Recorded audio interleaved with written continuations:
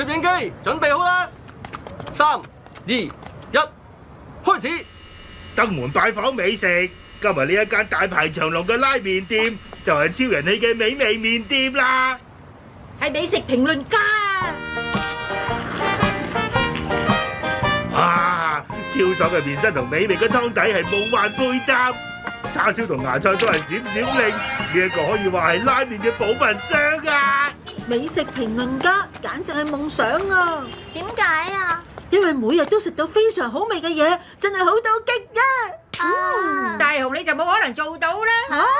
好似本少爺咁食慣好嘢先可以做到美食評論家噶。我一樣可以做到噶。原來係咁，佢咁講有啲過分喎。我有樣嘢好啱你用噶，美食評論攝影機。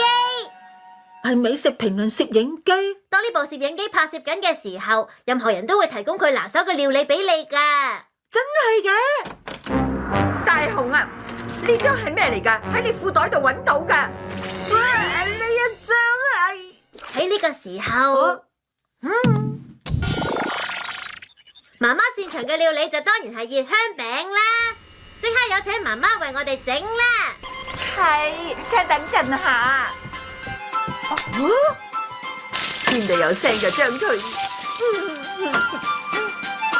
隨便食啦。係咁，大雄嘅登門拜訪美食開始。好啦，咁我唔客氣啦。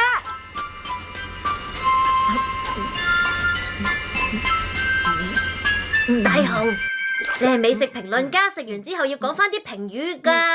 係喎。咁啊，係媽媽平時整嘅熱香餅。講下味道方面啦。味道有味道啊！味道好唔好？要表達得精彩啲啊！到底點樣講好呢？總之係熱香餅嘅味道。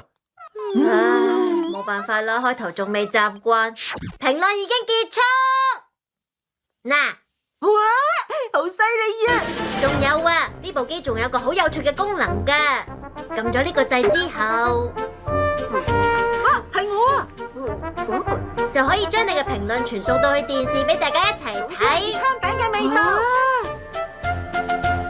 跟住你就試下拜訪呢家人啦。唔識嘅人嘅屋企都得嗎？預備開始。你好啊，我哋係大雄嘅登門拜訪美食啊！美食評論家竟然嚟咗我哋屋企啊！嚟啊，請入嚟啦！睇下，冇問題啦，係咪？真係喎！我擅長嘅料理係薯仔炆豬肉。我唔客氣啦。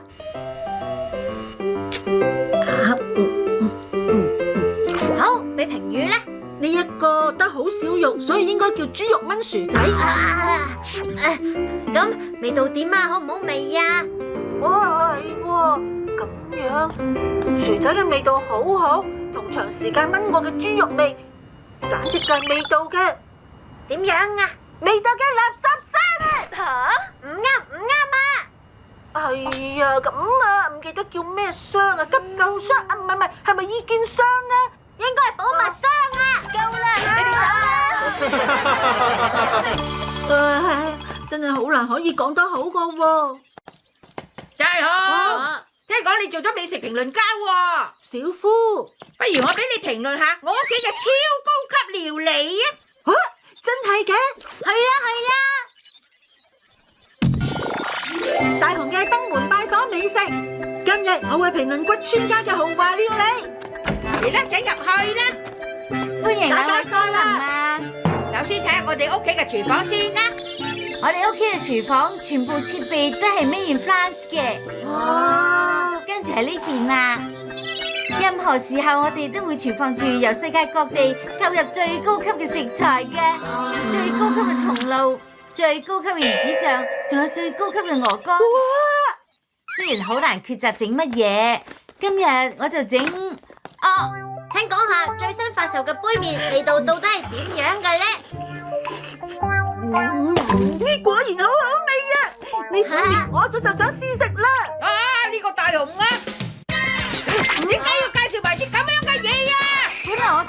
高級嘅料理俾你哋品嘗㗎，但係你開始掌握到啦喎。咁我哋跟住去邊度好咧？大雄，哦，我睇咗電視啦，真係睇咗啊！有事要你幫手啊！要幫手，唔通係胖小花。呢間咖喱店係我爸爸一個好朋友開噶，但係唔知點解冇生意，完全冇客人嚟幫襯。再咁樣嘅話，間咖喱店就要執笠噶啦。的確有問題啊！咖喱明明好味，但係就冇人知道。好，用大雄嘅美食評論令佢變成大受歡迎嘅店鋪啦！包喺我身上。啊，真係完全冇客人喎。咁嘅店鋪會出乎意料咁好味㗎。請慢用。係咁，我唔客氣啦。哦，嚟啦，快啲講下啦，盡量評論下啦。好難食，啊，係咪真㗎？大雄啊！咁真係，嗯哇，嗯，係咧。果然係咁。哦，你老實講出嚟真係太好啦。係啦，不如試下食蛋糕啊，係為興趣而整嘅，雖然都唔會好味啦。唔會好味。我試下啦。好味啊！啊，柔和嘅甜味同 creamy 嘅嗰種口感，將個蛋糕樸素嘅外層打開之後，會傳嚟一陣非常高級嘅芳香味道。呢個簡直係甜品嘅寶物山啊！大雄啊，今次係最好嘅評論啦！好好味咁啊！好想食啊！係啦係啦。有咁嘅喜，我哋專車到蛋糕店，請大家排隊。